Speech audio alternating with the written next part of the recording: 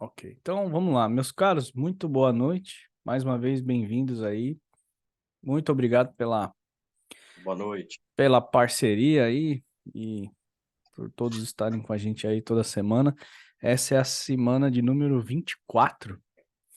Já falamos aí praticamente 20 temas, né? Não, 24 temas. 23 temas, né? Semana passada a gente fez aquele bate-papo falando sobre o feedback, né? Do que eu precisava ouvir de vocês e tudo mais. Foi legal, uma boa referência, né? De elementos que a gente pode melhorar, enfim, o que faz sentido, o que não faz. Foi importante para mim, né? Agradeço aí, pessoal. E vamos em frente. Hoje é um assunto um tanto quanto polêmico, vamos falar assim. Mas não é polêmico, não, né? Deixa eu compartilhar a tela aqui. Compartilhar a tela. Vamos compartilhar a tela 2 aqui. Muito bem. E aqui no UBS. Quem tá mandando chat aqui? Jean, boa noite. Tudo bom, cara? Tudo em paz? Vamos lá. Aqui no UBS a gente coloca na aula 1, que já é a tela aqui da nossa apresentação do dia, né? Então, vamos em frente. Boas-vindas a todos. Quem faz parte do programa, né? A gente está transmitindo ao vivo no YouTube hoje de novo. Aquele teste maroto de software, né? Para ver se dá certo, enfim. A gente tem um programa e esse programa ele tem regras, né? Então o que fica aqui, o que a gente fala aqui, ele fica aqui. Esse material, inclusive, que ainda está aberto no canal, deve ficar mais uma semana aí, depois eu vou fechar, não vai ficar mais aberto, né? Bom, vamos em frente. Quais são as notícias do momento, né? Juros no crédito imobiliário vão cair este ano? Os bancos respondem. Houve uma reunião de bancos agora recente, até ali está destacado ali, Santander, Bradesco, Itaú e mais alguns, fizeram uma reunião naquela ABCIP, acho que é ABACIP, uma coisa assim. Vamos clicar aqui para a gente abrir o, o link da matéria. ABCIP, que é um evento no setor de financiamento imobiliário e poupança. E eles estavam lá justamente discutindo sobre essa questão dos juros, né? Se eles vão manter, se eles vão brigar, se eles vão trabalhar em cima de redução de crédito, enfim. E eles acham que não terão um 2023 com uma redução tão significativa, mas tem uma previsão boa para os próximos semestres aí. Então, como eu sempre falo, né? Na hora que eu mandar o PDF depois para vocês, vai ter o link da matéria e vocês vão poder checar isso aí com um pouco mais de precisão e profundidade, né? Segunda matéria, valor total de venda de imóveis cresce 8,7% nos 5 primeiros meses de 2023, aponta a Abrainc. O montante foi impulsionado principalmente pelo desempenho de empreendimentos do programa Minha Casa Minha Vida. Obviamente, Minha Casa Minha Vida puxou estatística de todo mundo, né? Felizmente, para quem é desse nicho de mercado, o mercado está bem acelerado. Para quem precisa desse tipo de produto, obviamente, né? Ele tem aí, talvez, se não for o melhor, próximo do melhor momento para se utilizar, né? Do fator de compra, tanto mesmo com a taxa de juros alta, o incentivo do governo e a disposição de subsídio e as facilidades de financiamento é o que estão impulsionando esse mercado, né? E como a matéria anterior, depois que eu enviar o PDF para vocês, vai ter o link lá da matéria para poder ler ela com um pouco mais de calma, tá?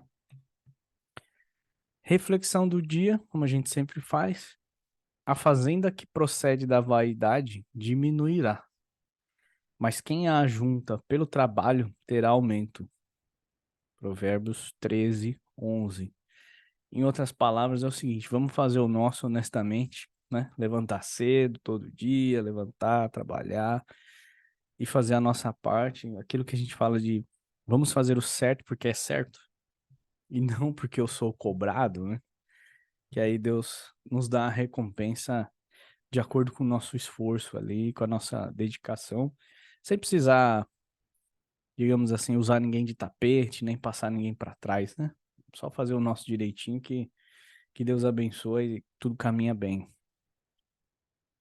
Então, sem mais delongas, como apresentar um empreendimento a investidores? E aqui o foco é como é que eu falo do meu empreendimento? Como que eu preparo os dados? Como que eu me organizo?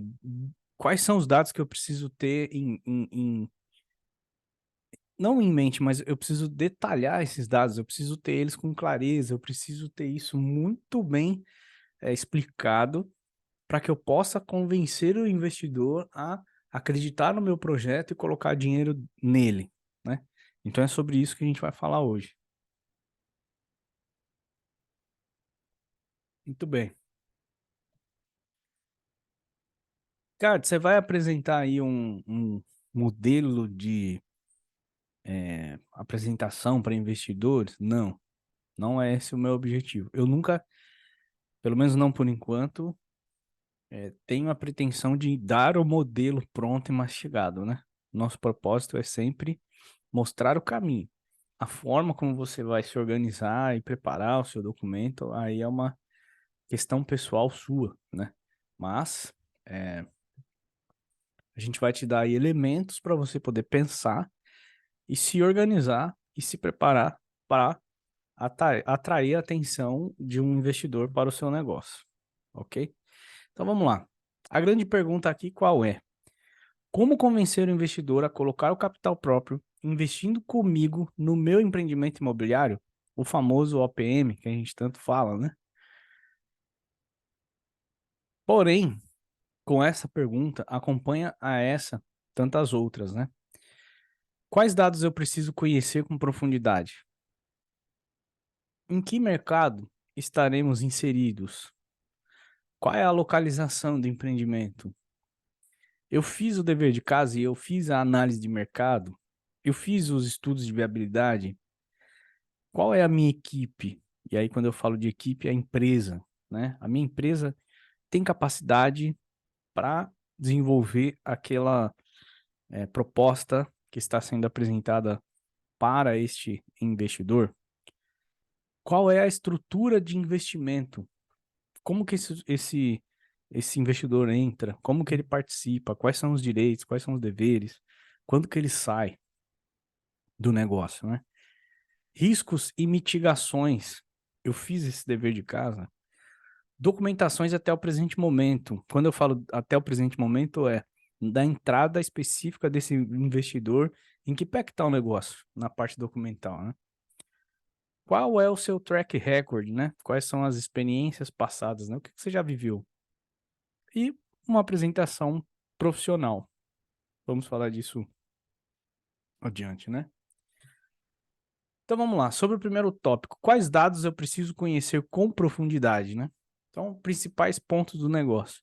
Conhecer bem o projeto. Quando eu falo em conhecer bem o projeto, quer dizer a proposta da edificação em si. Exemplo, eu já participei de reuniões onde o próprio empreendedor não sabia quantos banheiros tinha nas unidades do negócio ali, do residencial.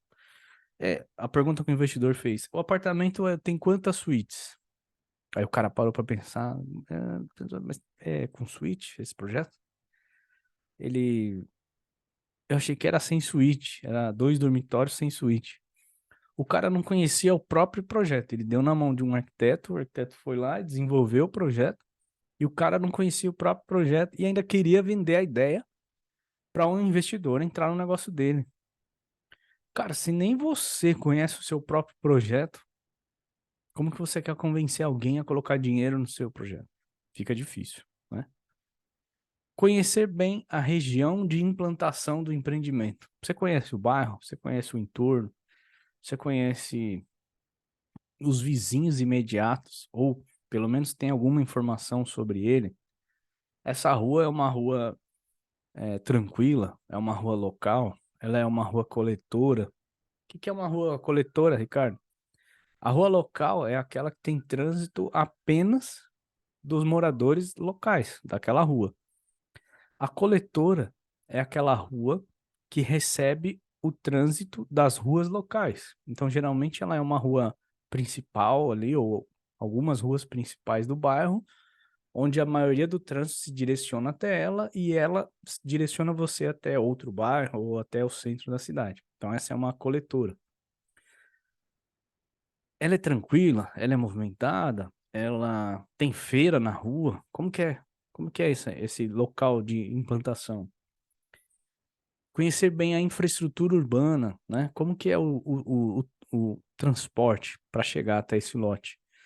Como escolas? Tem escolas, escola particular, escola pública, tem creche, tem educação de primária, hoje mudou tudo os nomes, né?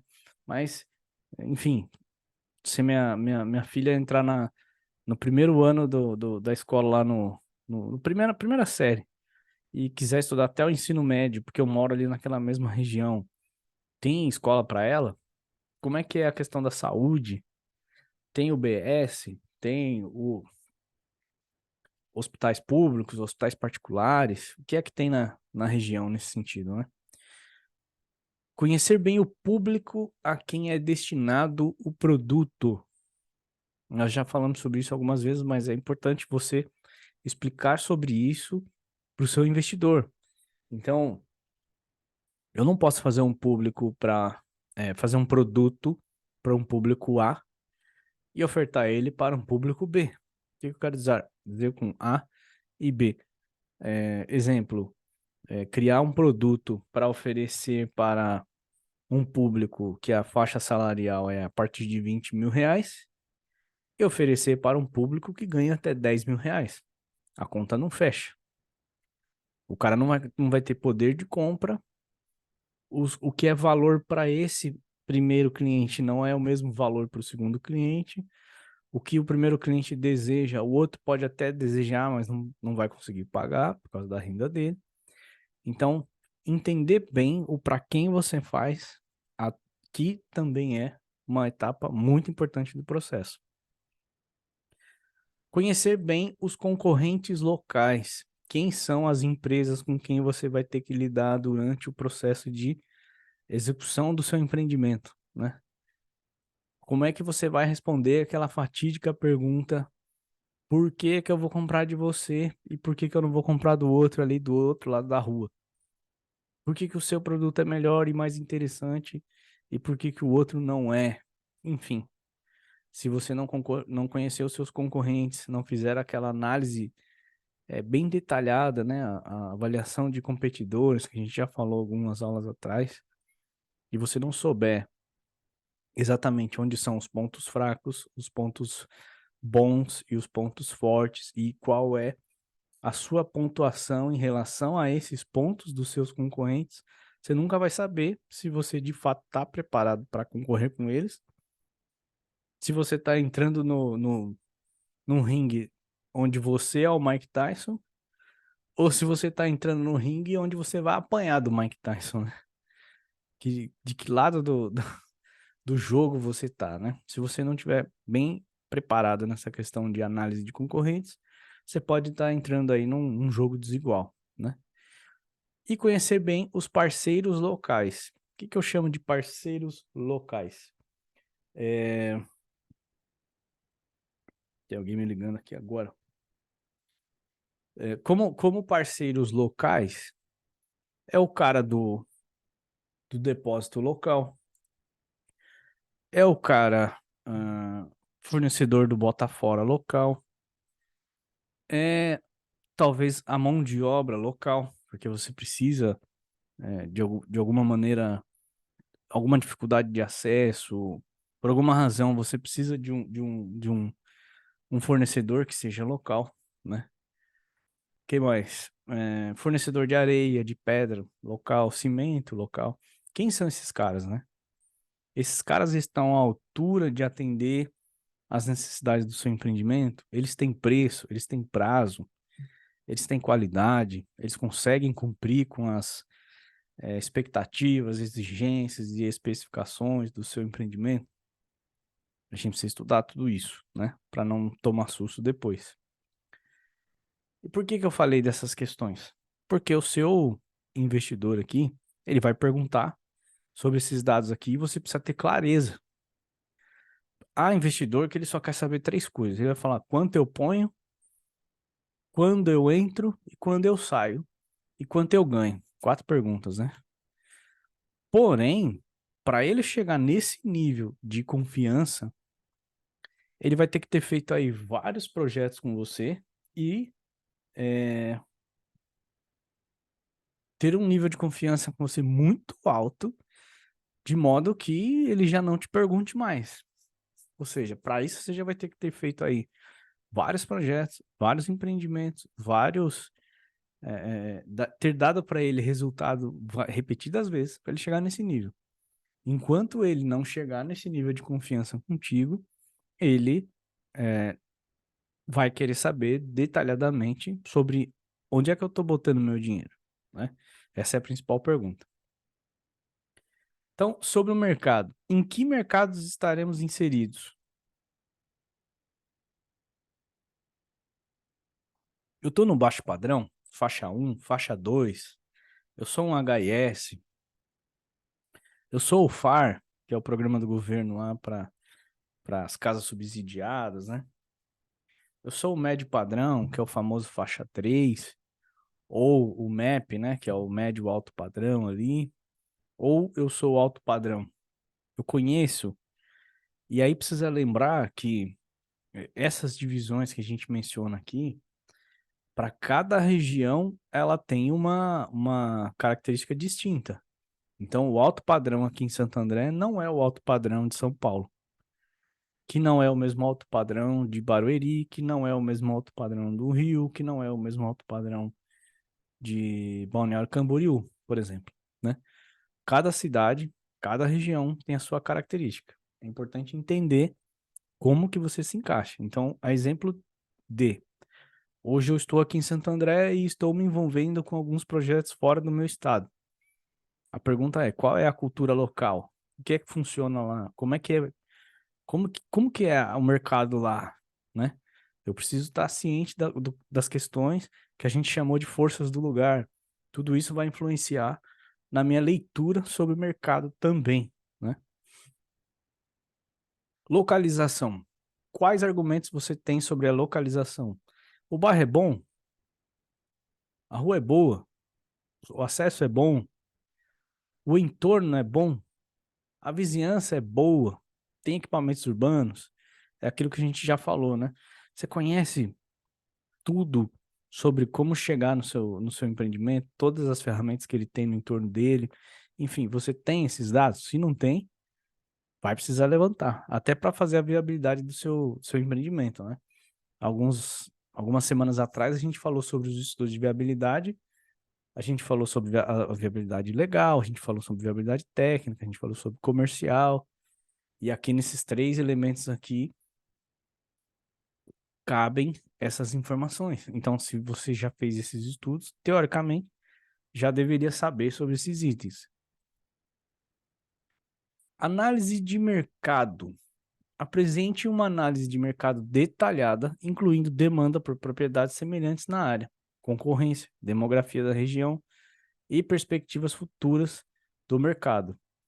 Preço médio com preferência de 6 referências. Na análise de mercado, é justamente para você mostrar para o seu investidor que você está embasado nos números. Que quem dita a regra do jogo dos números é o mercado. Não tem como eu dizer que um negócio vale 500 se o mercado local diz que ele vale 400. Eu até posso inverter a questão, né? De repente, um imóvel que no mercado local ele é avaliado por 500, eu posso sim colocar à venda por 400. Leia, posso, mediante aos meus riscos e prejuízo e seja lá mais o que possa me trazer de dano eu tomar uma decisão como essa, né? Poder pode.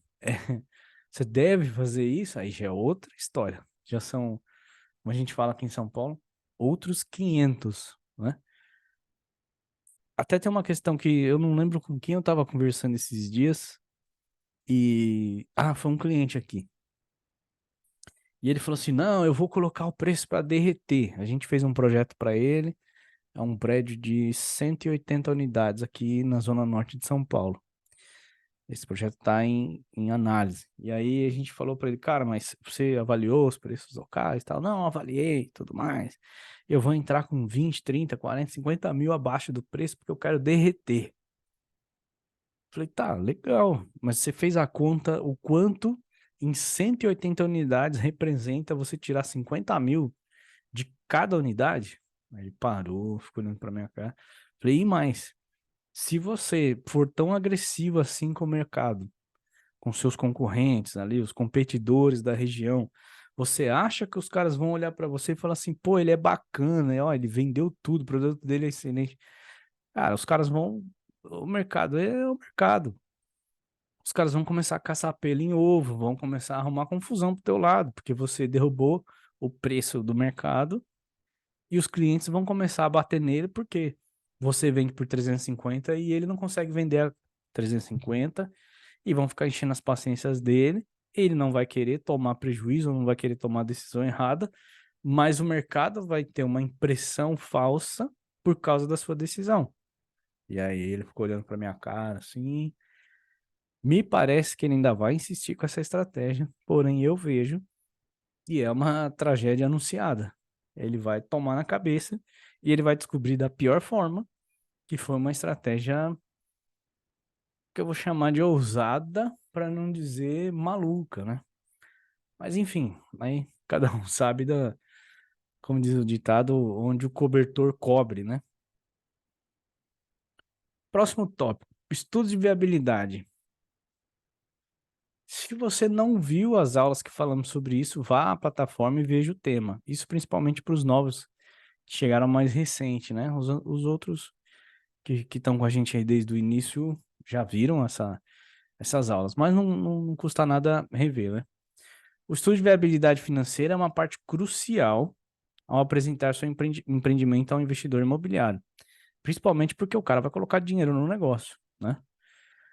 Ele envolve uma análise financeira abrangente que projeta as finanças do projeto ao longo do tempo. Isso inclui estimativas detalhadas de custos de construção, despesas operacionais, como manutenção, impostos, seguros, etc., né? Receitas projetadas e, por fim, a projeção de fluxos de caixa. A gente falou um pouco sobre isso lá no estudo de viabilidade financeira, né? Além disso, é fundamental considerar diferentes cenários, incluindo o otimista, o pessimista e o realista, para mostrar a resiliência do projeto e flutuações econômicas. Ou seja, prever os três cenários vai mostrar para o seu investidor que, se o mercado for ótimo, a gente vai ganhar mais. Se o mercado for ok, está dentro dos planos e a gente não vai ter dor de cabeça. Se o mercado for pessimista, ainda assim a gente não tem prejuízo. Ou seja, você precisa ter com clareza esses números para poder se posicionar frente ao seu investidor e dizer para ele: não, eu não vou quebrar. Não, a gente não vai perder dinheiro. Não, a gente não vai ter prejuízo. É isso que ele quer. É isso que ele quer ouvir de você: segurança. Confiança, segurança e saber que você está caminhando na direção certa, né? Os investidores desejam ver o retorno sobre o investimento, o famoso ROI, né? Potencial e o período de recuperação do capital. Ele quer saber, coloco hoje, em quanto tempo você me devolve? E quanto eu vou ganhar, né? Em quanto tempo, em cima do investimento que eu fiz aqui? Ainda tem a questão da modalidade, né? Depois nós vamos falar um pouquinho sobre isso, mas tem várias modalidades de investimento que você pode discutir com ele, né? Lá na, nos estudos de viabilidade a gente também falou sobre isso, mas a gente vai trazer de volta esse tema hoje. Para tornar essa sessão mais robusta, você pode incluir análises de sensibilidade, indicadores financeiros como o valor presente líquido e a taxa interna de retorno, bem como uma estratégia clara para o financiamento do projeto. Isso fornecerá ao investidor uma compreensão profunda da viabilidade financeira do empreendimento, aumentando a confiança em seu potencial de sucesso. Quando eu falo aqui financiamento do projeto, mostrar para o investidor de onde vem todo o dinheiro que vai suportar aquele empreendimento. Então, eu vou usar dinheiro de investidor nessa etapa, eu vou usar capital próprio nessa etapa e eu vou usar dinheiro banco nessa etapa. São 3 dinheiros distintos, cada um tem um custo e cada um tem um momento na operação. Então, explicar isso para o seu cliente, que isso também faz parte seu cliente não, seu investidor, né? Explicar que isso também faz parte da sua estratégia, né, de desenvolvimento do seu empreendimento. Sobre a equipe, né, e a empresa, aqui é um fator complicado, né? Não é tão simples. A empresa desempenha um papel crítico na avaliação de um empreendimento imobiliário. Investidores procuram por uma equipe qualificada e experiente que seja capaz de executar o projeto com sucesso. E aqui estão os principais aspectos a serem abordados. É muito mais seguro quando você faz um projeto ou um trabalho, ou enfim, com alguém que já tem experiência, né? Quem aqui não lembra a primeira vez que pegou no volante de um carro? Compara lá a primeira vez que você pegou o volante no carro e compara com agora, anos depois de experiência. É incomparável, né? A gente senta ali no volante e a gente não fica mais pensando nos movimentos que você tem que fazer. Você só simplesmente age. Já meio que virou automático para quem, né, é motorista ali. Quando a gente é iniciante, você tem que pensar, pô, peraí, eu tenho que botar o pé na embreagem. Eu tenho que lembrar de dar seta pro lado que eu vou entrar, mas eu tenho que dar seta antes de entrar. Tem gente que dá seta e já embica o carro, né? Olha, eu tenho que quando eu pisar na embreagem, eu tenho que ir lá na alavanca do câmbio e mudar ela de posição, passar de marcha, primeira para segunda, para terceira, enfim. Ou seja, são movimentos que a gente faz no dia a dia sem pensar muito, já entrou no automático, por quê? Por conta da experiência. No mercado em que a gente atua, isso não é diferente, né? Então, a experiência, principalmente em cima dela, é destaque as qualificações e experiências relevantes de cada membro da equipe, incluindo histórico de projetos anteriores no setor imobiliário. Aqui vem um pulo do gato, né? Especialmente para quem está aí num período de ascensão, né? Ou seja, eu fiz até aqui pequenos projetos ou eu estou no início de carreira. É difícil você justificar experiência quando você não a tem. Então, o que que eu sugiro aqui nesse caso aqui? Parcerias. É aquela velha linha de raciocínio que a gente já falou algumas vezes. Você prefere ter 100% de um cupcake ou 20% de um bolo de metro, né? Às vezes você luta para ser 100% dono de um negócio sozinho, mas você não passa daquele punhadinho de coisa, né? Ao passo que você busca uma boa parceria com alguém mais experiente, que naquele momento até você não vai ter o retorno financeiro maravilhoso que você esperava, porém você adquiriu experiência, você adquiriu, passou pelo aprendizado, você teve o seu nome exposto num produto de exposição maior do que aqueles que você já vem aí habituado a fazer. Você se envolveu com uma situação fora da sua zona de conforto.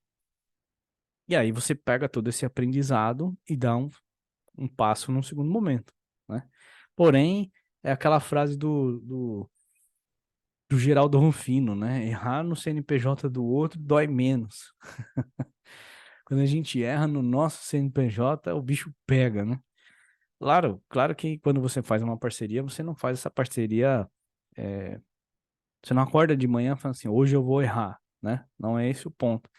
Mas o fato é que quando você está ali participando de uma situação em que você está colado em alguém e esse alguém é mais experiente que você, além da questão do aprendizado, isso te dá uma segurança maior, né? Papéis e responsabilidades. Descreva claramente os papéis e responsabilidades de cada membro da equipe no projeto. assegurando que as habilidades de cada um complementem as necessidades do empreendimento. Então vamos lá. Eu nunca fiz um empreendimento e é muito grande, enfim. Estou acostumado a fazer pequenas obras e da noite para o dia eu resolvo que eu vou fazer um empreendimento com 75 mil metros quadrados de área construída. Pô, não é tudo concreto, não é tudo aço, não é tudo madeira, não é tudo forma, não é tudo concretagem. Cara, se você olhar friamente, é um pouquinho mais do mesmo. Só que numa razão de proporção muito maior.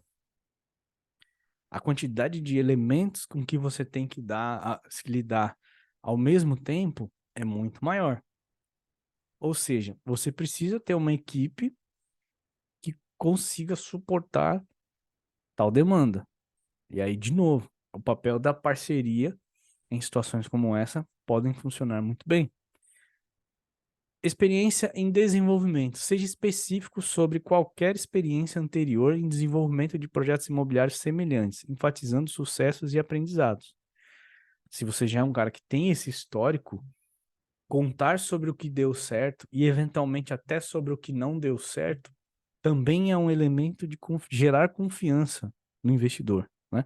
Que às vezes o investidor ele vem na melhor das intenções e ele fala para você, cara, mas olha, eu participei em 1900 e Guaraná com rolha num, num empreendimento X lá na região não sei aonde, com não sei quem, e a gente fez de tal jeito, assim, tal, tal, tal. Ele acha que ele está contribuindo. Pode ser sim benéfica a contribuição dele, mas também pode não ser, né? E aí você trazendo à mesa as suas experiências sobre aquilo que deu certo e até aquilo que não deu certo. É claro que você não vai contar uma catástrofe pro cara, porque senão ele desiste de colocar o dinheiro. Mas a sinceridade, a transparência sobre até mesmo aquilo que deu errado vai mostrar para ele que o seguinte, né? Errar uma vez é humano, duas vezes é burrice. Então, opa, peraí, eu já errei com esse quesito lá atrás e não vou errar de novo. Eu tô esperto agora, né? Tô preparado. Gestão de projetos. Se a equipe possui profissionais com experiência em gestão de projetos, destaque isso, demonstrando a capacidade de planejar, executar e concluir o empreendimento no prazo e dentro do orçamento, e até vou incluir aqui na qualidade prevista, né? Acho que eu poderia ter melhorado esse parágrafo aqui. Preço, prazo e qualidade, né?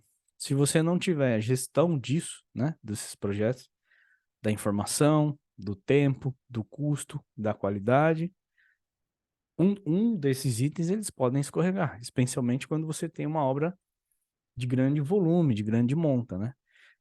É mais complexo do que fazer obras menores, com certeza. Para quem fez, vai concordar comigo. Para quem não fez, me escuta, me ouça. Eu já trabalhei em obras que a gente fazia 1.500 metros quadrados de laje a cada 15 dias, o lançamento de concretagem, né? A cada 15 dias. Era uma loucura de gente trabalhando, cara, se alguém quebrasse a unha no meio da obra, a gente não conseguia combater aquela meta. Era puxado. Isso em sistema de estrutura de concreto armado convencional. Não estou nem falando em algum tipo de sistema pré-moldado, nada disso, né? É possível? É possível. Porém, na ocasião, só de arquitetos cuidando da parte de qualidade da obra, éramos em 9. Então, tinha 9 arquitetos, ficava o dia inteiro olhando se tem informação, se não tem informação, se está certo, se não está certo, se o projeto veio, se não veio, se o projeto que está em campo está correto. Enfim, se faltou projeto para alguém, a gente tinha que correr e providenciar, entregar a cópia correta pro cara, memorial. Era uma loucura. Engenheiros, eu nem lembro quantos tinham, mas tinha um monte também. Tudo para garantir que a cada 15 dias essa concretagem dessa laje acontecesse, entre outras coisas, né? Então, gestão de projetos é uma parte realmente importante, né? Habilidades técnicas. Mencione quaisquer habilidades técnicas relevantes, como conhecimento em construção com técnicas inovadoras, alguma coisa de design, marketing imobiliário, conhecimentos de aprovações legais, etc, né? Tudo que você se sinta seguro e que você entenda que é uma habilidade técnica que você deva mencionar e que vai dar mais confiança para o seu investidor, é importante colocar isso na mesa, né? Rede de contatos, o que o João chama de time de tubarões lá. Explique como a rede de contatos de equipe ou da equipe pode ser valiosa para o sucesso do projeto, seja para parcerias estratégicas, obtenção de financiamento ou acesso a recursos adicionais. Seja qualquer tipo de fornecedor de serviços, de produto, de equipamentos, locais ou não locais, enfim. Quem é essa galera, né, com quem você trabalha? Ela é relevante para o teu projeto? De repente, sim. Então, por exemplo, né, alguns escritórios de arquitetura têm a dádiva de que só o fato de ter o nome daquele escritório assinando o projeto já valoriza 20, 25% o valor daquele projeto, daquele empreendimento no mercado, né? Então, se o teu empreendimento é uma situação como essa, vale a pena você valorizar e destacar isso, né? Compromisso. Mostre o compromisso da equipe com o projeto, demonstrando dedicação e paixão pelo empreendimento. Não só você, mas a equipe toda, ela precisa estar alinhada, né? E caminhando na mesma direção do objetivo do seu projeto, né? De repente você é abordado, ou algum membro da tua equipe é abordada por esse investidor e o cara, hã? Que projeto? Não tô nem sabendo. E aí você vai passar vergonha à toa, né? Então é importante que a equipe esteja alinhada com o propósito da sua empresa, enfim. Referências. Se possível, forneça referências profissionais que possam dar credibilidade à empresa. Nesse caso aqui, a gente está falando de investidor, então outros investidores que tenham tido sucesso com você é a famosa prova social e concreta, né? É outro cara que teve a mesma experiência que o seu investidor quer ter com sucesso falando de você. Isso ajuda um bocado. Uma empresa sólida e experiente inspira confiança nos investidores, pois eles reconhecem que o sucesso do projeto depende, em grande parte, das habilidades e conhecimentos da equipe. Portanto, é crucial destacar essas qualidades de forma convincente em sua apresentação para atrair investidores imobiliários. Ok? Próximo tópico. Estrutura de investimento. Aqui é um outro negócio que o bicho pega.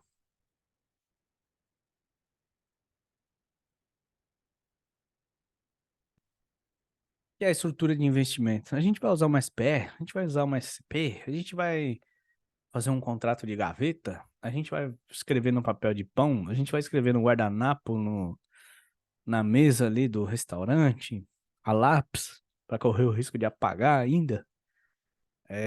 Eu vou entrar de sócio na sua empresa. Como é que vai ser essa brincadeira toda, né? Então, a estrutura de investimento ela é uma parte fundamental da sua proposta para atrair investidores imobiliários. Ela descreve como você planeja alocar o capital investido e qual será a participação do investidor no empreendimento. Aqui estão os principais pontos a serem considerados. Então vamos lá, qual é a quantia de investimento? Você vai colocar 10, 100 ou 1.000? Especifique a quantia exata de dinheiro que você está buscando do investidor imobiliário.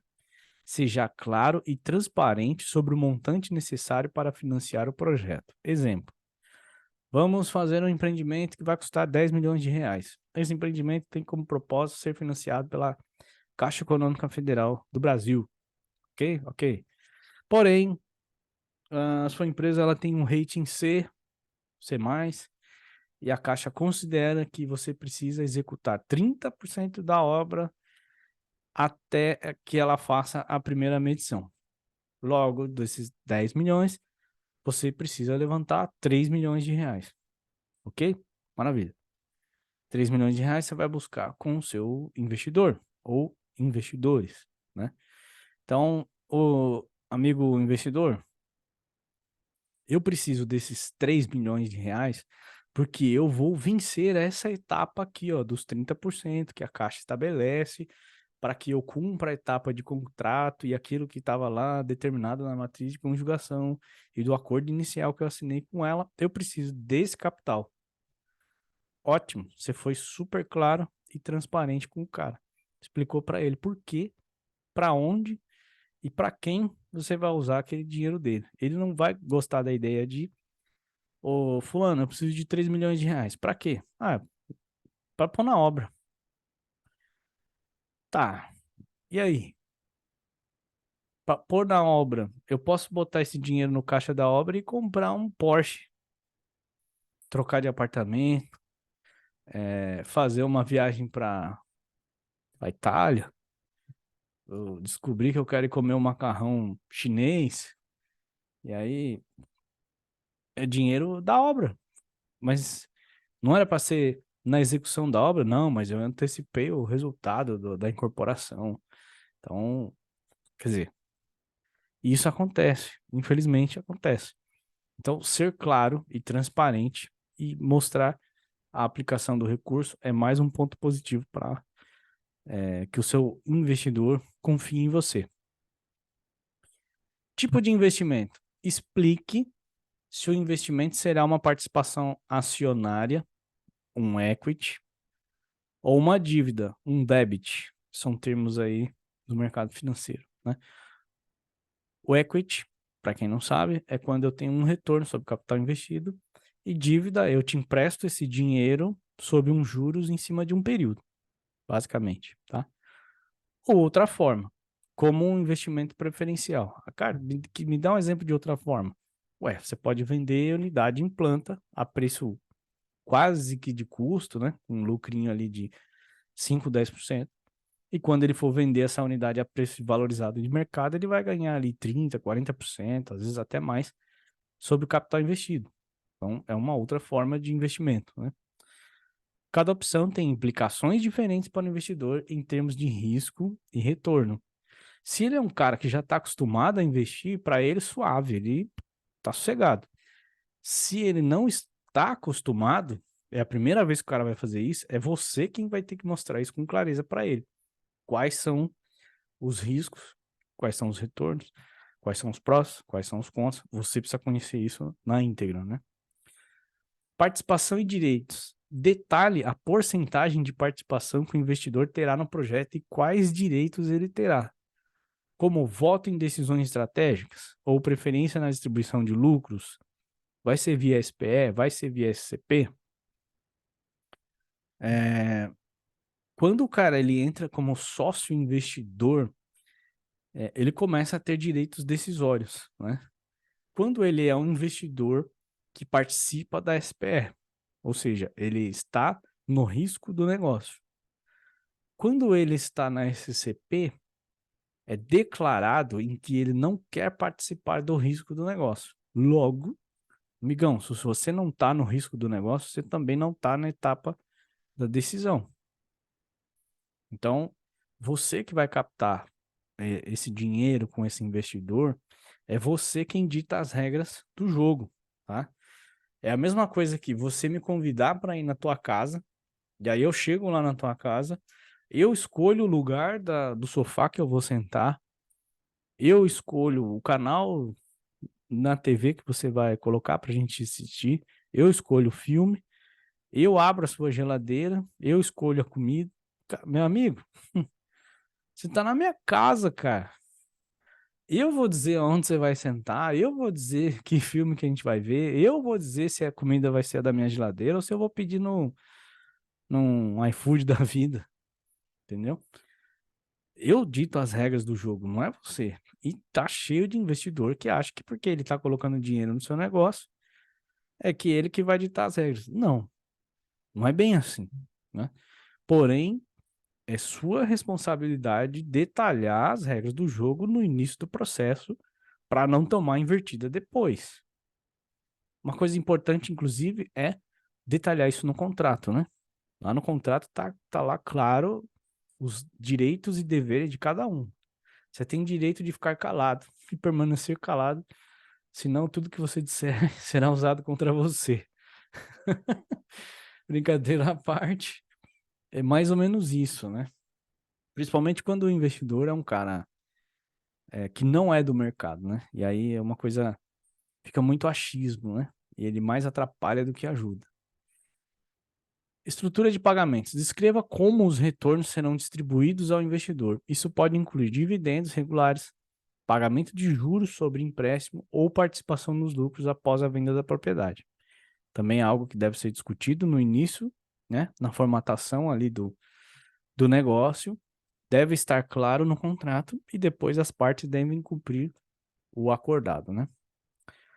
Qual é o prazo de investimento? Defina a duração esperada do investimento e quando o investidor pode esperar recuperar seu capital ou obter um retorno significativo. Você fez um investimento por prazo? Deu o prazo, você tem que pagar ele de volta. Você fez um investimento por equity? Quando realizar o empreendimento, que obter-se os lucros do empreendimento, você tem que devolver isso para ele. Você fez um investimento por trocas de unidade? Ele decide se ele vai querer vender essa unidade em planta ou se ele vai querer vender essa unidade depois de pronta. A decisão é dele, mas isso precisa estar bem claro. Cláusulas de saída. Deu uma dor de barriga no cara, dá minha bola que minha mãe tá me chamando. Rapaz, não é assim. Especifique as condições sob as quais o investidor pode sair do empreendimento antes do prazo previsto, se aplicável. Essa regra do jogo também tem que estar definida no início. Não deixa o cara solto, né? Ele vai, aplica um mês e quer receber o período de 12 meses ou de 24 meses, enfim, porque o teu contrato não está bem claro. Esse é um problemaço, né? Garantias. Discuta quaisquer garantias ou ativos do projeto que respaldem o investimento, o que pode aumentar a segurança para o investidor.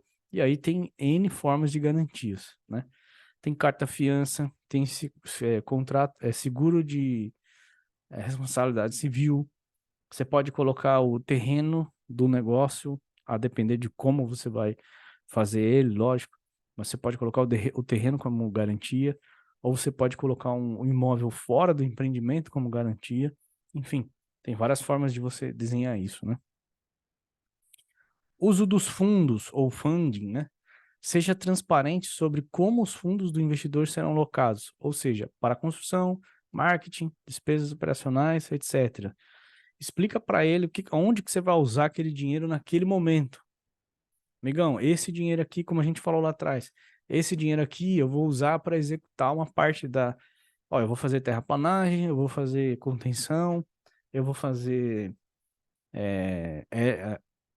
a fundação profunda, eu vou fazer a superestrutura e uma parte da estrutura até chegar na laje do segundo subsolo, por exemplo. Você foi específico, né? Você não disse para ele assim, me dá o dinheiro aqui que eu vou comprar um Porsche, né? Como a gente brincou, mas tem cidadão que faz isso, né? Retorno esperado. Indique qual é o retorno esperado para o investidor, seja em termos de taxa de juros, margem de lucro ou valorização do imóvel. Você precisa entender bem como é que vai ser essa questão da curva de valorização do investimento dele, né? Até para que ele não fique no escuro.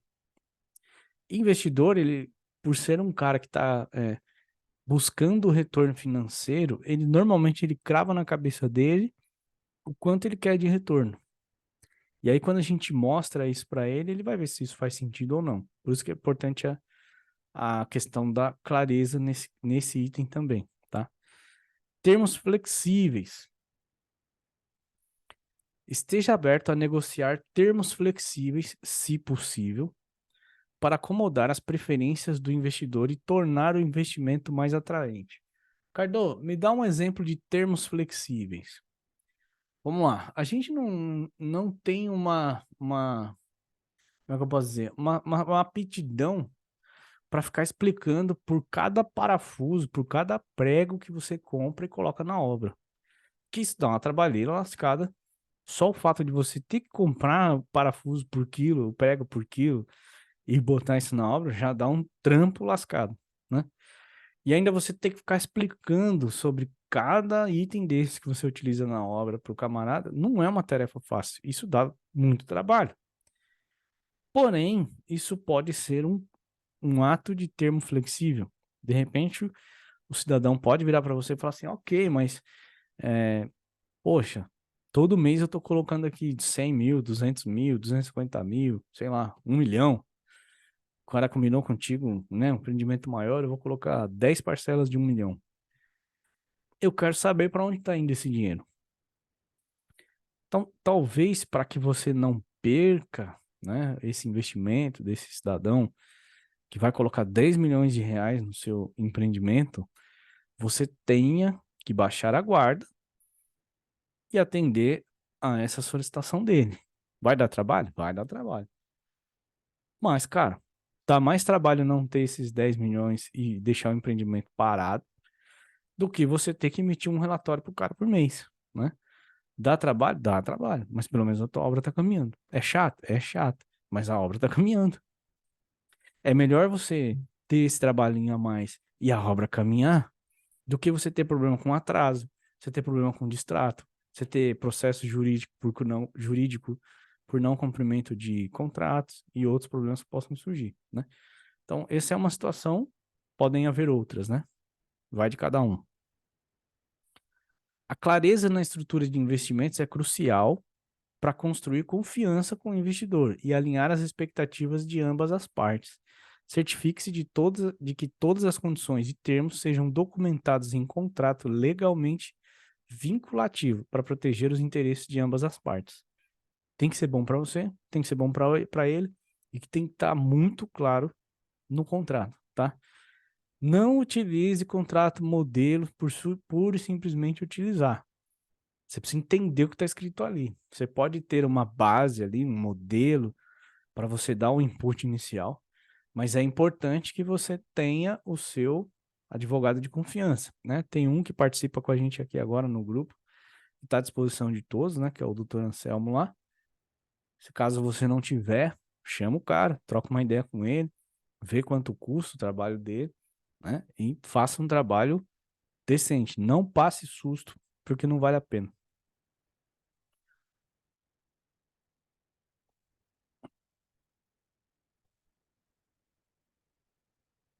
Vamos lá, riscos e mitigações.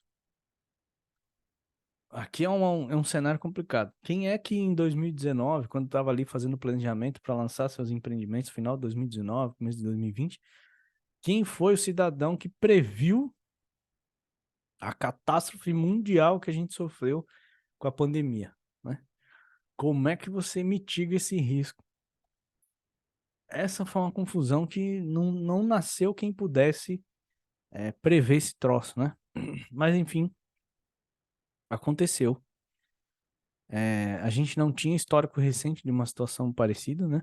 As que tinham era, sei lá, 70, 80 anos atrás, e parecia um negócio tão distante e tão surreal que a gente só leu nos livros, né? Mas de fato foi um negócio que atingiu o mundo todo mundo pagou o preço. A partir de então, uma lição aprendida é previsão de cláusulas nesse sentido. Cláusulas contratuais que, em situações análogas ou semelhantes ao que aconteceu, a gente tem a suspensão de prazos, suspensão de cumprir em contrato, enfim, uma série de regras que vão respaldar você e alertar qualquer parte interessada sobre uma situação que foge ao controle da sua empresa, do mercado, da região, enfim. Vamos dar um exemplo aqui. Vamos pegar a cidade de Florianópolis, por exemplo, né? Vou falar de Florianópolis porque eu tive lá recente, né? Alguns meses atrás. Eu me recordo que para você entrar na cidade, que é uma ilha, você tem 2 pontes apenas para você entrar de maneira terrestre, né? Digamos que aconteça um acidente, um navio, alguma coisa passa lá e derruba as 2 pontes. Você ficou sem acesso para chegar na cidade. Como é que vai chegar material na cidade? Como é que quem mora fora da cidade vai chegar para trabalhar? Como é que, enfim, olha o transtorno que isso causou para o morador, para o trabalhador, para o desenvolvimento de um empreendimento numa situação dessa. E isso foge do controle dele. Então, prever esse tipo de situação em contrato vai te deixar bem calçado no sentido de não tomar invertidas, não ter custos maiores, não tomar processos, não ter nenhum tipo de dor de barriga por não ter previsto isso antes, né? Agora, voltando aqui ao papo do riscos e mitigações em relação ao investidor em si. A estratégia de saída é uma parte fundamental do plano de negócios que descreve como o investidor poderá realizar seus ganhos ou recuperar seu investimento no futuro. Essa estratégia oferece segurança e clareza ao investidor, demonstrando um plano concreto para o retorno do capital investido. Aqui estão os principais elementos a serem abordados. Então, quais são as opções de saída? Você tem que detalhar, cara. Descreva as diferentes opções disponíveis para o investidor, como venda da propriedade, esse é um caminho. Distribuição de lucro, esse é outro caminho. Outro método específico de saída. Exemplo, o cara pode decidir que ele não quer nem receber o dinheiro desse empreendimento, ele já quer que você aloque esse recurso num próximo empreendimento. É possível? É possível. Depende de vocês dois acordarem isso, né? O prazo de saída. Indique um prazo estipulado para a realização da estratégia de saída. Isso pode ser a curto prazo, por exemplo, 1 a 3 anos, ou a longo prazo, por exemplo, 3 a 5 anos ou mais, dependendo do tipo de empreendimento, né? Dependendo do tamanho, dependendo da região, dependendo de uma série de coisas. Cenários de saída. Apresente cenários hipotéticos que ilustram como a estratégia de saída funcionaria em diferentes condições de mercado. Isso ajuda a mostrar ao investidor como o empreendimento é flexível e capaz de se adaptar às mudanças. Exemplo, você fez um investimento financeiro, né? Então, o cara vai colocar 100 mil reais a um retorno de 20% ao ano por 2 anos. Então, no primeiro ano ele vai ter 20 mil reais, no segundo ano mais 20 mil reais, né? A juros simples. Porém, ao término do primeiro ano, ele tem uma flexibilidade que ele pode sair no primeiro ano. Ele vai receber o retorno no primeiro ano e você precisa mostrar para ele como você vai estar potencialmente capitalizado a ponto de pagar esse retorno dele, esse investimento dele mais o retorno. Então, esse detalhamento aqui vai explicar para ele como é que ele sai e se é possível, porque talvez dentro da sua estratégia pode não ser possível, né? De repente você pode falar, não, cara, eu preciso que você fique nesse empreendimento até eu cumprir os 24 meses e todo o meu cronograma, porque só lá na frente que eu vou estar minimamente organizado para conseguir cumprir o meu compromisso com você. Pode ser uma regra do jogo. É você quem define, tá? É você quem estipula, quem determina, quem detalha, quem planeja e quem executa. Ele coloca o dinheiro e segue a regra do jogo que você impuser, né? Valorização do ativo. Explique como você pretende aumentar o valor do ativo ao longo do tempo, o que pode ser fundamental para uma estratégia de saída bem-sucedida. Hoje cedo eu estava numa reunião e a gente estava falando exatamente sobre isso. Se você tem aí 100 unidades de um empreendimento, você vai vender todas na largada, né? Se você vender todas na largada, você vendeu a preço de lançamento e acabou, tchau. Teu lucro é aquilo ali que você previu no início e morre ali. Ao passo que, se você tem 100 unidades e você cria, por exemplo, etapas, né, de oferta dessas unidades para o mercado, então você pode aí, por exemplo, na primeira largada, ofertar 30 unidades para o mercado e bater a meta. Essas 30 unidades vendidas vão vender, consequentemente, o segundo lote de mais 30. Porém, esse segundo lote já vem valorizado em função da venda dos primeiros. Consequentemente, se você já vendeu 60% do empreendimento, esses 60% do empreendimento vai gerar a escassez dos outros 30 restantes. Claro que para você chegar nessa etapa de 60%, você já avançou um bom período, né, do seu empreendimento e teve aquela curva de valorização normal de mercado do produto durante o período de execução de obra. E aí você lançou a tua unidade lá a 400 mil reais e daqui 24 meses, quando você está para entregar, você tem a unidade vendida a 450, 480 e essa valorização vai para o bolso do empreendedor. do incorporador, tá? Então é importante você ter essa estratégia e demonstrar isso para o seu investidor, para ele entender que você sim está atento ao mercado, atento às movimentações do mercado, atento a juros, atento à economia local e global, você está ligado no que está acontecendo no entorno e que você tem estratégias, ainda que pessimista, realista ou otimista, você sabe que nas três situações, ainda assim, você vai cumprir com o compromisso que você fez com ele, né?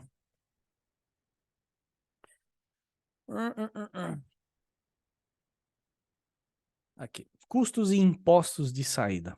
Considere custos e impostos associados à estratégia de saída e explique como esses fatores afetam o retorno do investidor. E aí você precisa entender bem sobre o modelo de negócio que você fez com ele. Ele comprou a unidade, ele entrou na SPE, ele entrou na SCP, eu brinquei do contrato de gaveta, né? Que nada mais é que um pedaço de papel, mas tem gente que faz negócio assim. Então, como é que você vai transitar esse dinheiro da conta A para a conta B? Como é que vai explicar isso na contabilidade de um e do outro? Como é que vai ser dado esses destinos e o quanto de imposto afeta cada modelo de negócio, né?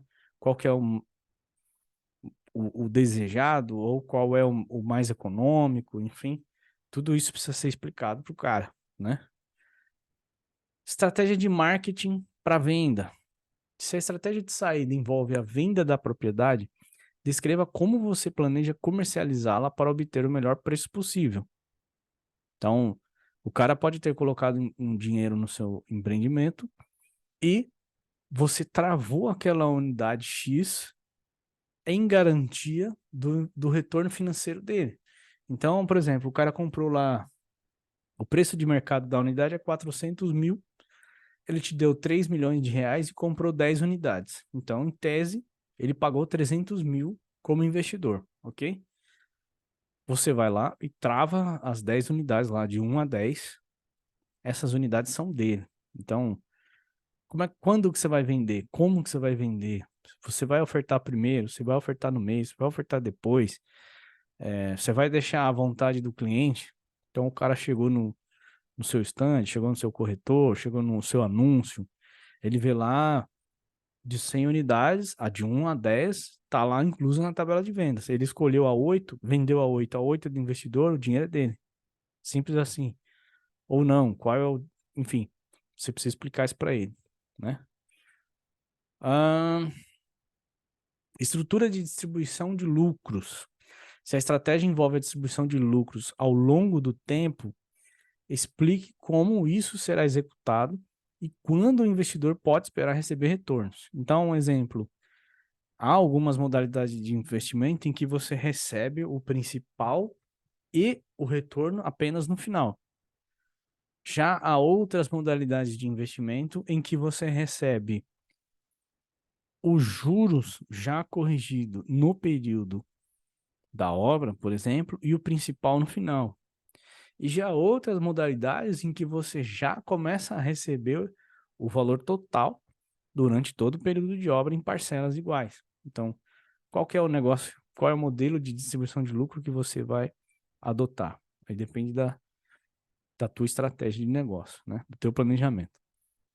Flexibilidade. Demonstre que a estratégia de saída é flexível o suficiente para se adaptar a diferentes cenários de mercado, garantindo que o investidor esteja protegido contra possíveis desafios. Aqui é um jogo de números, né? Se você for capaz de compor caixa, deixar um respiro lá, né? Ter ali um pulmão para o seu empreendimento e conseguir, né, negociar essa saída do seu investidor antes do prazo, ponto para você. Garantias de saída. Se houver garantias ou ativos subjacentes que respaldem a estratégia de saída, detalhe-os para dar mais segurança ao investidor. É aquela coisa que a gente falou de oferecer imóveis fora do empreendimento, terreno, casa, apartamentos, enfim, imóveis comerciais, qualquer coisa que possa ser dado garantia, carta fiança, né? De repente, há alguma situação em que você precisa acionar essas garantias, né? Então isso precisa estar lá bem claro para ele na hora da saída ali, que você vai ter que usar desse artifício devido a uma situação, nessa situação aqui, eu diria que completamente fora do comum, do trivial ali, né? Uma estratégia de saída bem definida e realista é crucial para atrair investidores, pois mostra que você considerou cuidadosamente como eles obterão um retorno sobre o seu investimento no futuro. Certifique-se de que a estratégia seja plausível e que todas as condições e cenários sejam abordados de forma transparente em seu plano de negócios. Certo? Vamos lá. Documentações até o presente momento. Isso daqui é uma confusão sem limite. Por que confusão sem limite? Porque há casos e casos, há situações e situações, há situações em que precisa-se de mais documentos, há situações em que precisa-se de menos, mas todas as situações têm um mínimo ali de burocracia, né? Então, vamos lá. A documentação legal é uma parte fundamental que qualquer... O Daniel levantou a mão aqui. Espera aí, Daniel. Calma aí. Visualizar. Calma lá, calma lá. Deixa eu então... Você vai precisar abrir teu microfone aí para a gente poder conversar. Não, é só no final. No final, quando você terminar tudo, aí eu quero falar só no final. Não precisa ser agora, não. Tá bom, Viu? então Desculpa aí. aguenta aí. Vamos lá, sem problema. Então vamos lá. Documentação legal é uma parte fundamental de qualquer empreendimento imobiliário e deve ser apresentada de forma abrangente e organizada ao investidor. Essa documentação demonstra que o projeto está em conformidade com todas as leis e regulamentações relevantes e reduz o risco legal para o investidor. Aqui estão os principais pontos a serem abordados.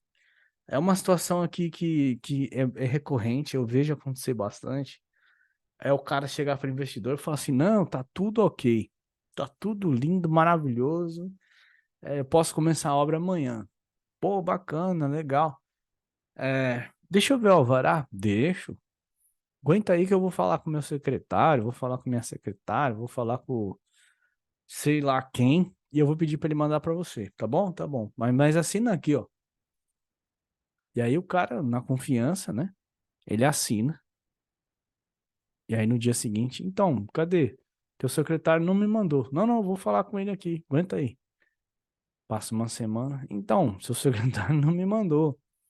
Passa um mês, dois, três, passa um ano e o cara vai dando o famoso nó em pingo d'água, né?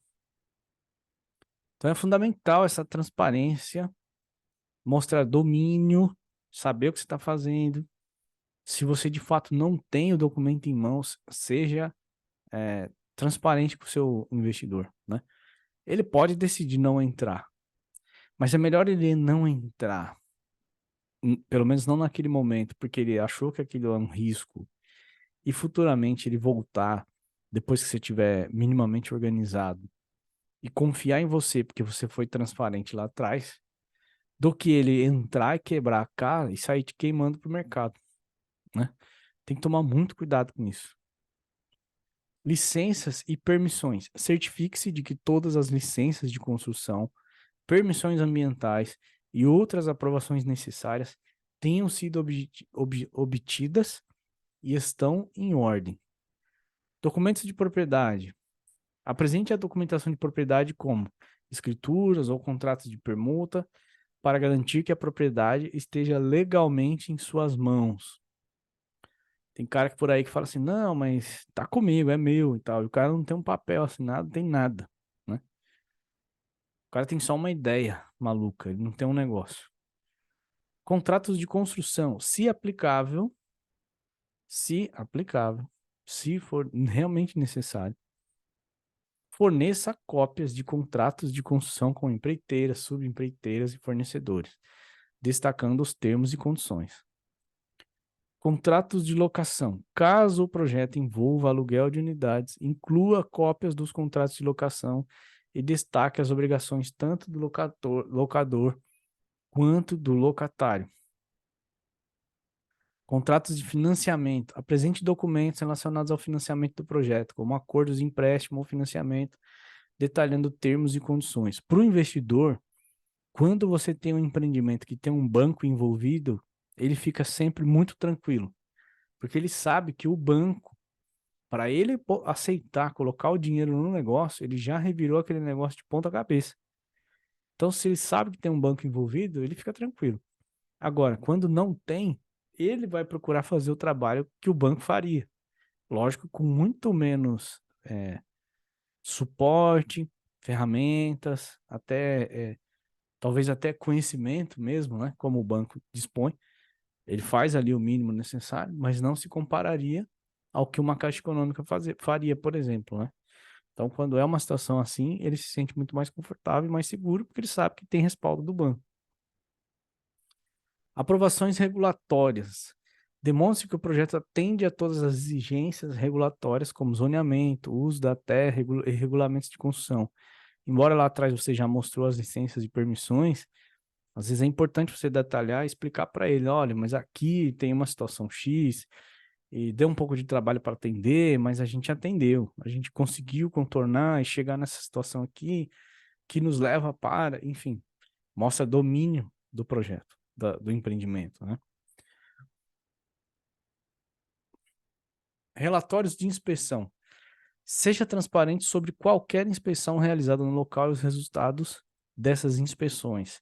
De repente é uma área que sofreu uma contaminação por algum motivo, você teve que fazer algum tipo de tratamento no solo, tem acompanhamento por um período X de tempo. Se for esse o caso, é melhor você explicar antes do que ser surpreendido depois, né? Documentação ambiental. Se houver preocupações ambientais, apresente relatórios e avaliações de impacto ambiental, bem como documentação que mostre a conformidade com as regulamentações ambientais. Mostre transparência de novo. Contratos de venda, se aplicável. Se a estratégia de saída envolver a venda de unidades, forneça cópia de contratos de venda ou acordos de compra e venda, né? Se ele eventualmente falar que quer travar uma unidade e quando aquela unidade for vendida, o dinheiro é dele, já mostra para ele o trabalho que você fez, né? De minuta, com o seu jurídico, com a sua imobiliária, com o seu parceiro de vendas, né? Documentos legais anteriores. Caso haja transações ou litígios anteriores relacionados à propriedade, documente-os e explique como foram resolvidos. Às vezes o cara pega a matrícula na mão, só lê lá, alienação fiduciária, bloqueio judicial, enfim, e ele assusta, né? E às vezes a matrícula tem lá 7, 8, 10, 15 páginas que conta toda uma história. E lá na última página você vai ver que não tem mais problema nenhum. Mas o cara, ele não é profissional. Então ele se assusta, ele vê aquilo, ele fica com medo e, opa, peraí, é seu papel explicar pro cara que aquele problema que ele acha que existe já não existe mais, né? Então garanta que todos esses documentos estejam em conformidade com a legislação atual e sejam apresentados de maneira organizada e facilmente acessível. A documentação legal sólida é essencial para criar confiança no investidor, pois demonstra que você conduz o empreendimento de forma legal e transparente, minimizando riscos legais potenciais. O que tem de obra feita com dinheiro de investidor sem alvará por aí, não se assuste. É mais comum do que deveria. É o famoso track record ou experiências passadas, né? Que é uma coisa que nem sempre a gente tem. Por que eu digo que nem sempre a gente tem?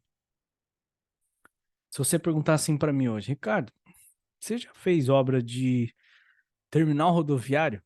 Eu vou dizer para você, terminal de rodoviário, obra eu não fiz. Eu já fiz um projeto, entreguei para uma empresa aqui de São Paulo.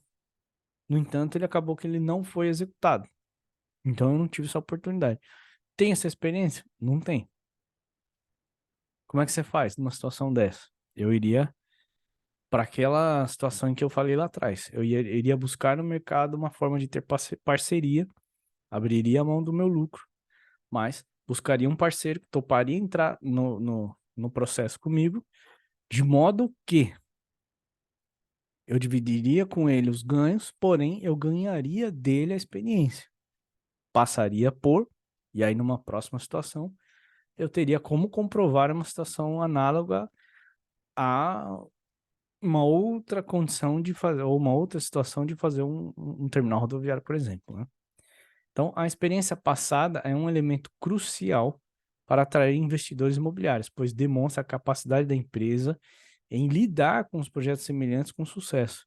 E aqui estão os principais aspectos a serem considerados. Então, primeiro, portfólio de projetos. Apresente uma lista de projetos imobiliários anteriores nos quais a empresa esteve envolvida, destacando os mais relevantes para o atual empreendimento. Coisas, situações, projetos, empreendimentos semelhantes ao que você vai fazer. Você está mostrando para ele, ó, amigão, eu já fiz, eu não estou reinventando a roda. Eu fiz, deu certo, vem comigo. Como é que o pessoal fala? Vem comigo que você passa de ano. É bem por aí. Descrição dos projetos. Forneça detalhes sobre cada projeto, incluindo o tipo de propriedade. Se é residencial, se é comercial, se é industrial, tamanho, localização, escopo.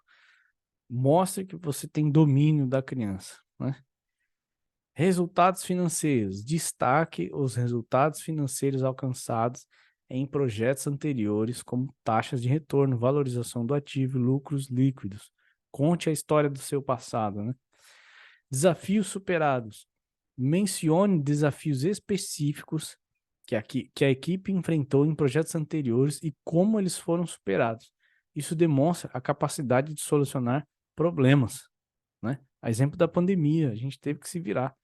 A gente teve que fazer acontecer. Cada um encontrou uma forma disso,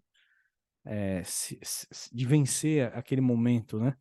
Nós, da construção civil, em especial, a gente ainda teve aí uma situação em que a gente conseguiu trabalhar, mas muitos mercados nem trabalharam, né? Ficaram ali por meses dentro de casa, esperando ver o que ia acontecer, enfim, a gente conseguiu. Cada empresa arrumou um jeito. É um histórico e é algo que pode ser falado, né? Apenas citando como exemplo, né? Parcerias bem-sucedidas. Se houver parcerias estratégicas em projetos anteriores, a exemplo do que eu já mencionei, descreva como essas parcerias foram bem-sucedidas e como contribuíram para o sucesso geral. Então, é legal mencionar essas parcerias. Pô, eu já fiz parceria com fulano. É mesmo? Pô, legal, eu gosto do trabalho dele. Pois é, então, a gente fez esse projeto aqui, e foi assim, assado e tal, aconteceu isso, aconteceu aquilo, tal, tal. Isso também te dá um elemento de autoridade, né? Reconhecimento e prêmios. Se a equipe ou os projetos anteriores receberam reconhecimento ou prêmios no setor imobiliário, destaque essas conquistas.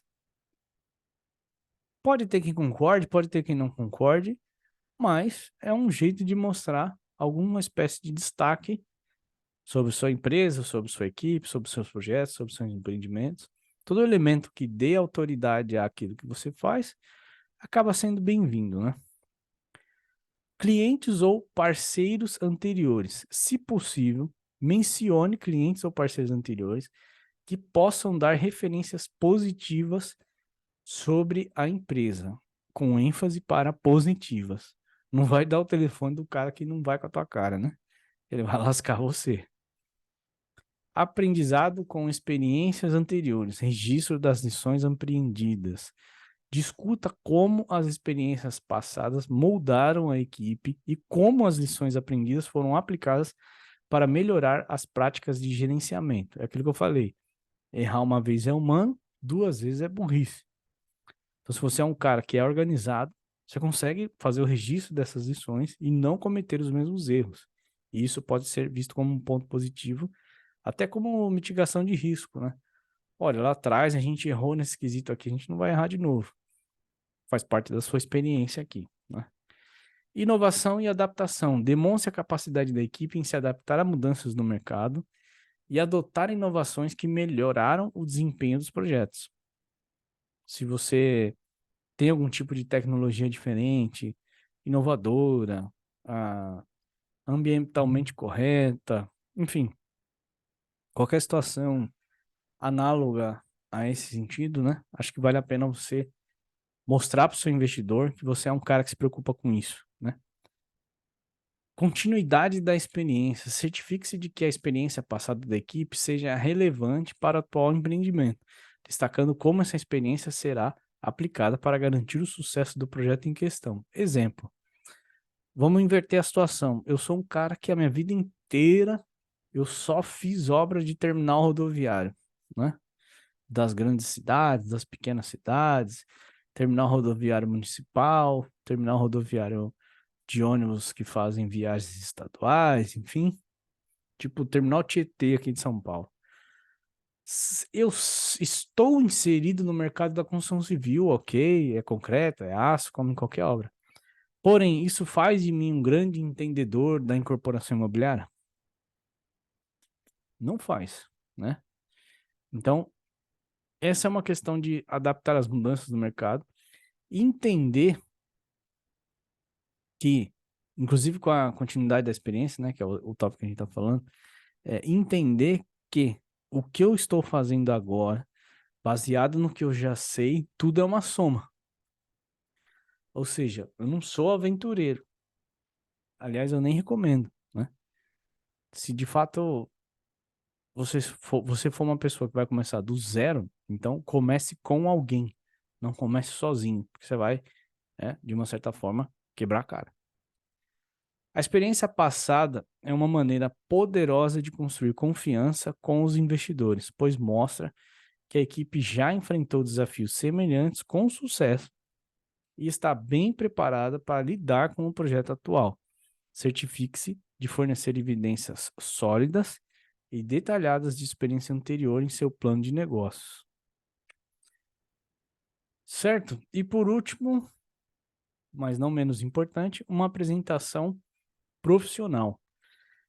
Não que você não vá conseguir convencer o cara a investir no seu empreendimento, num almoço, com guardanapo, a gente sabe que isso acontece, né? Você senta com o cara ali, paga um vinho para ele lá e o cara dá uma entortada um pouco nas ideias ali e ele topa fazer o negócio. Aí você fala, assina aqui.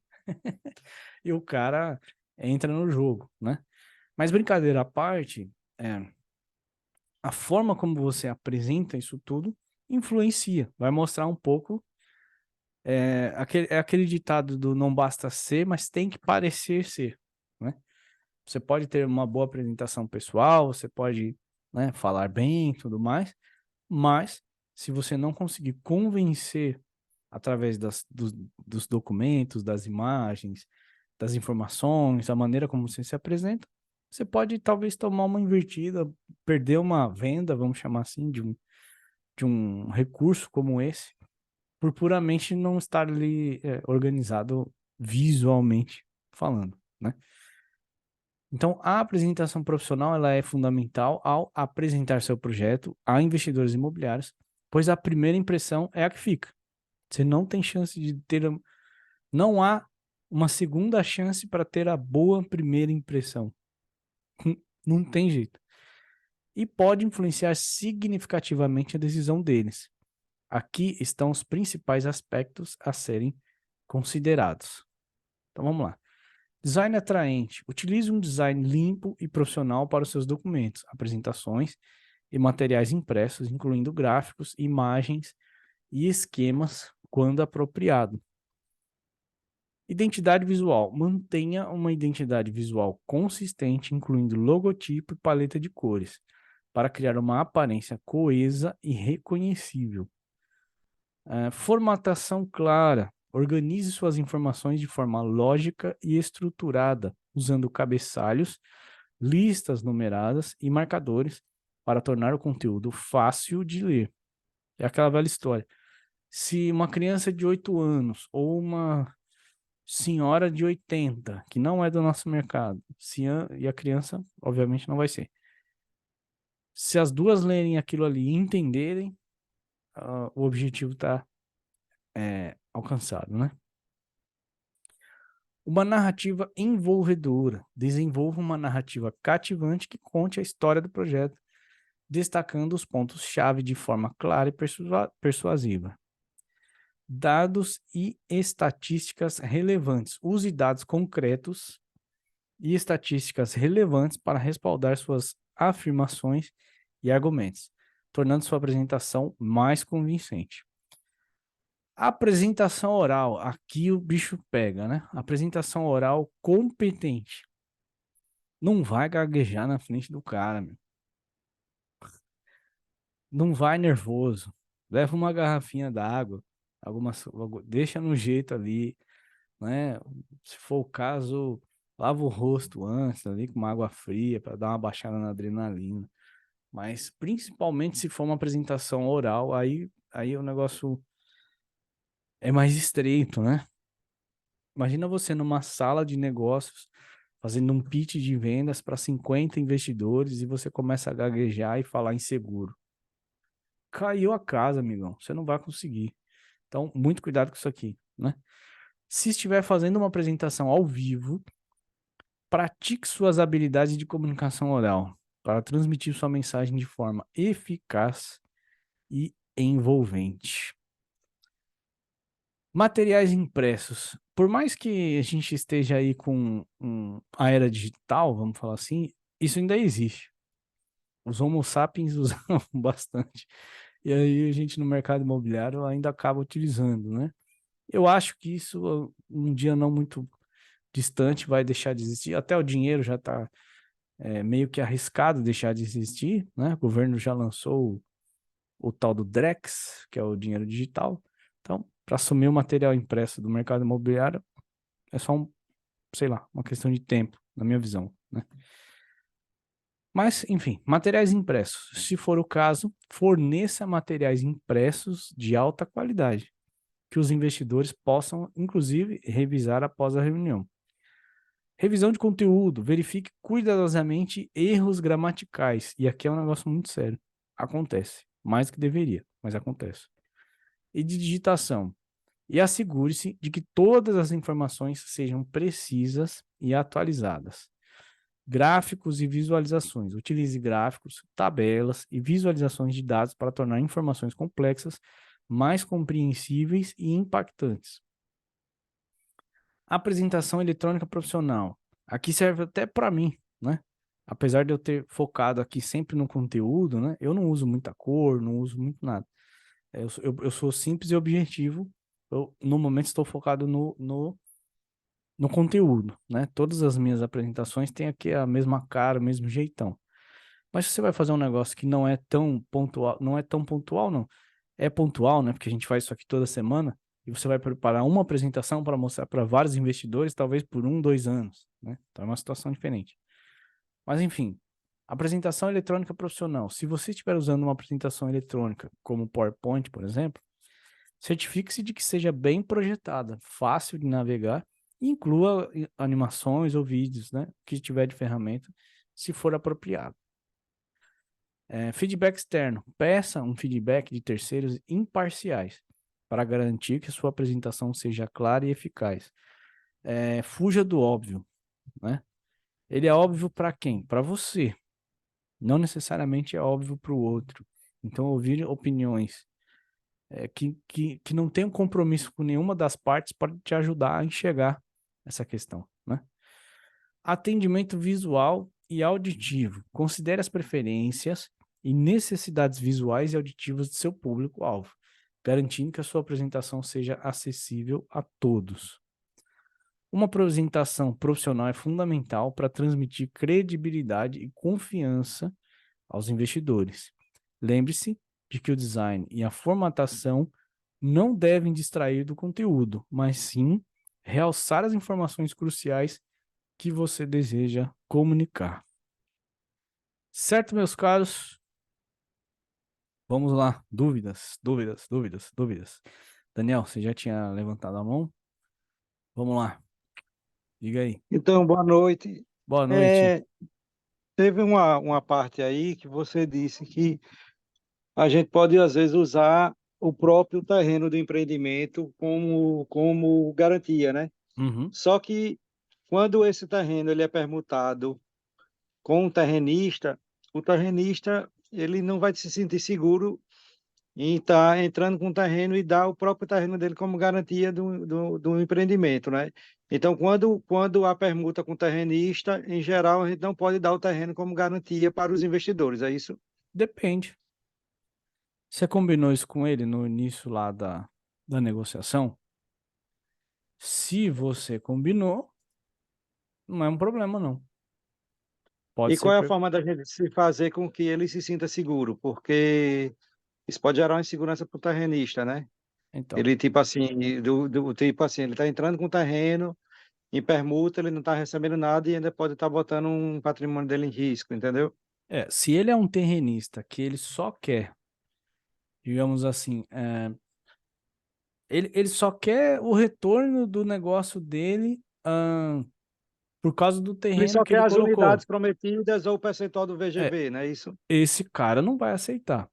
Agora, se você faz um negócio com esse cara, de modo que ele é um investidor, ele vai entender que essa é uma parte importante do processo.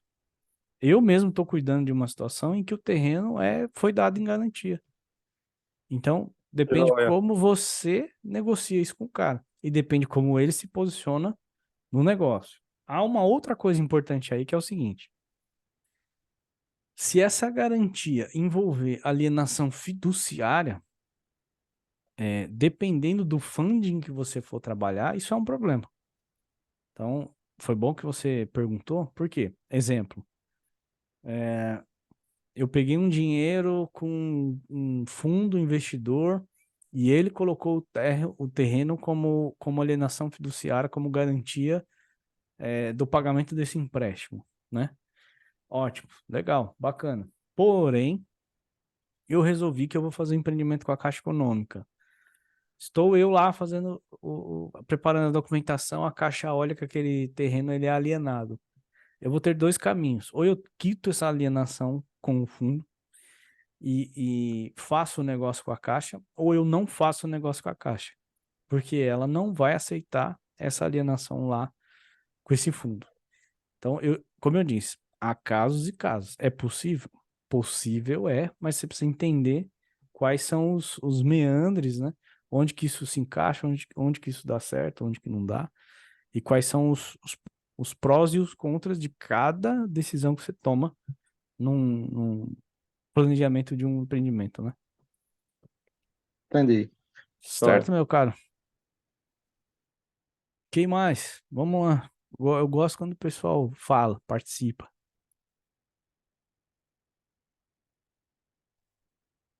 Oi, cara, tá ouvindo? Tô sim. Diga aí, meu caro.